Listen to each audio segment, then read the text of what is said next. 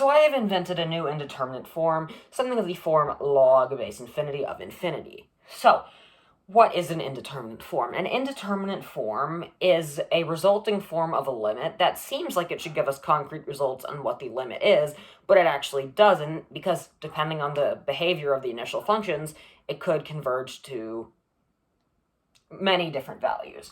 So, examples of this are 1 to the power of infinity. We have infinity minus infinity. And you'll notice a lot of them involve infinity. Some of them don't. We also have 0 divided by 0. And all of these,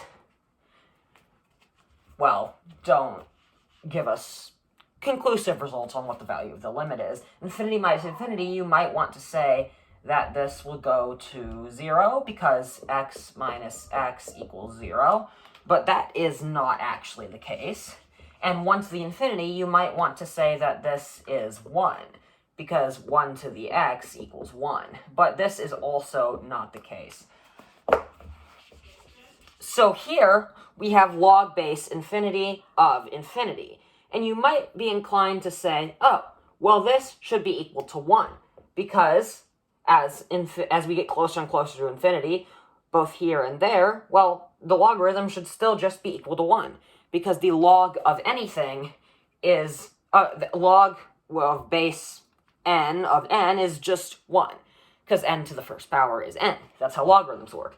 But, again, this is actually not the case. So we have this limit here. We have the limit as x goes to infinity of log base 2x, x cubed plus 1. And when we actually plug our stuff in, we actually get something of the form log base infinity of infinity. But when we actually work out this limit, you'll realize that that's not the case. This does not converge to 1. So the way we can do this is by converting this into a quotient. And the best way to do that is to use the change of base formula. And the way the change of base formula works is if we have log base b of a, then this is going to be equal to log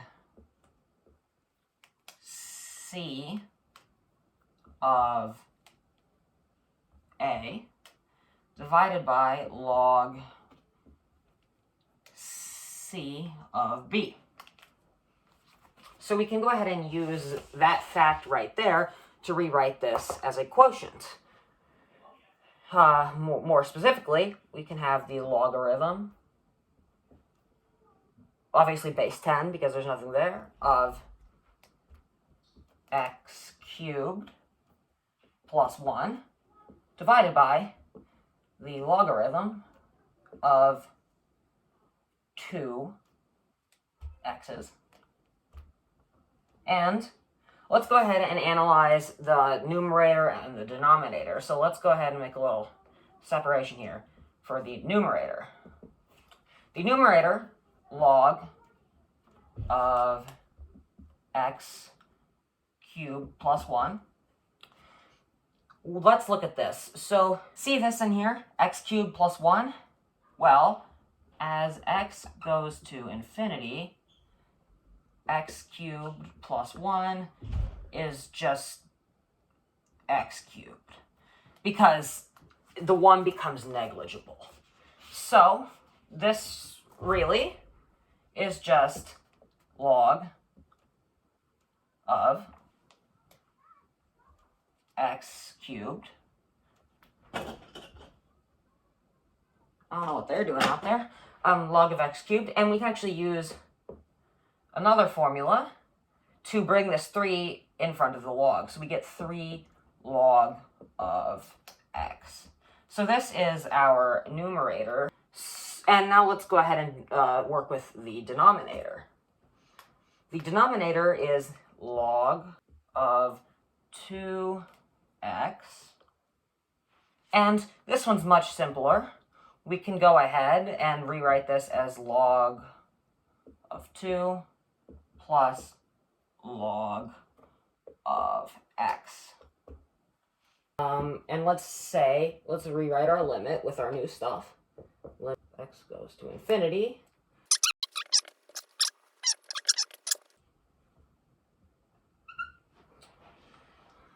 And so at the bottom, let's go ahead and factor out a log x so that we can get our log x's to cancel. So let's go ahead and say it. So now we can go ahead and cancel our log x's, and we get, more simply, the limit as x goes to infinity of 3, which makes things a lot easier, divided by 1 plus log 2 divided by log of x. It's getting annoying to write the parentheses. As x goes to infinity, so we'll go ahead and write this out here. As x goes to infinity, log x also goes to infinity, if at a slower rate. So this, we can informally write this as 3 divided by 1 plus log 2 over infinity, which, that's very informal, is the same as 3 over 1 plus 0, 3 over 1, or 3. So, we have concluded that our limit as x goes towards infinity of is equal to 3. So, if this is a new indeterminate form, for what reason is this not talked about?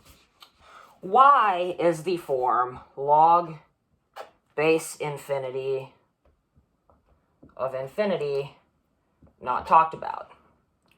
Well, because of the change of base formula, which is essentially how we solve the problem. This can be rewritten pretty informally as the natural log of infinity over the natural log of infinity.